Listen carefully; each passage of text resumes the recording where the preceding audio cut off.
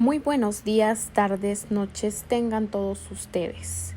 En esta sesión hablaremos sobre la teoría del conductismo.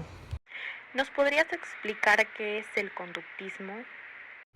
Por supuesto que sí. El conductismo es una corriente psicológica basada en la ciencia del comportamiento. Esto se refiere a la interacción del individuo con su ambiente. El conductismo intenta comprender cómo surge y se mantienen las distintas formas de comportamiento. Por ello es que estudia los aspectos emotivos, sensoriales y motores. El conductismo se basa en el análisis de los comportamientos humanos, entendido como la relación y las respuestas de una persona y no en el análisis del fundamento de la mente, es decir, que estudia la conducta humana a partir de los estímulos y las respuestas que conforman el entorno del ser humano.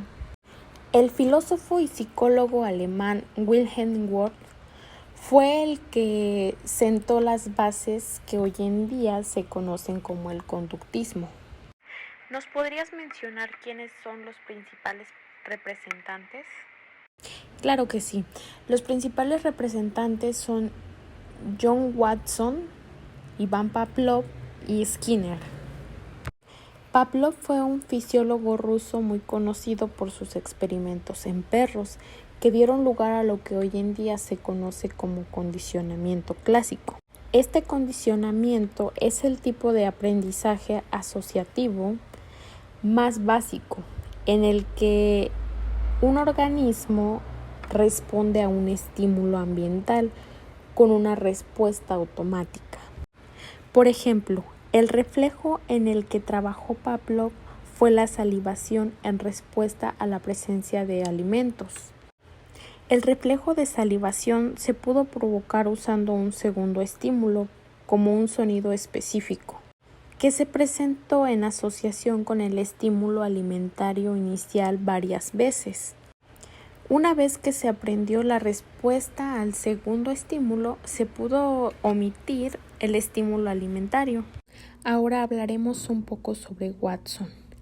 Fue un psicólogo estadounidense que demostró que se podía aprender emociones fuertes en una situación por condicionamiento y después generalizarlas o transferirlas a otras situaciones similares sin tener que repetir el condicionamiento original. Watson realizó un experimento en 1919 para probar una serie de hipótesis sobre el condicionamiento y la respuesta emocional de los seres humanos, particularmente el miedo ante diferentes estímulos. Un bebé de tan solo 9 meses fue el sujeto del experimento, el pequeño Albert. Por último hablaremos de Skinner, quien fue un psicólogo estadounidense que dio lugar al condicionamiento operante, que se basa en las acciones seguidas por una recompensa. Se reforzarán y es más probable que vuelvan a ocurrir en un futuro. Skinner desarrolló una cámara que permitió el estudio cuidadoso de los principios de modificar el comportamiento a través del refuerzo y el castigo. La caja Skinner es una cámara que aísla al sujeto del ambiente externo y tiene un indicador de comportamiento como una palanca o un botón. Cuando el animal presiona el botón o la palanca, la caja es capaz de entregar un refuerzo positivo del comportamiento, como comida, o un castigo, como un ruido, o un acondicionador simbólico, como una luz, que se correlaciona con el refuerzo o castigo positivo. Muy bien. ¿Será que ahora nos puedes hablar un poquito sobre el neoconductismo? El neoconductismo es una corriente psicológica proveniente del conductismo.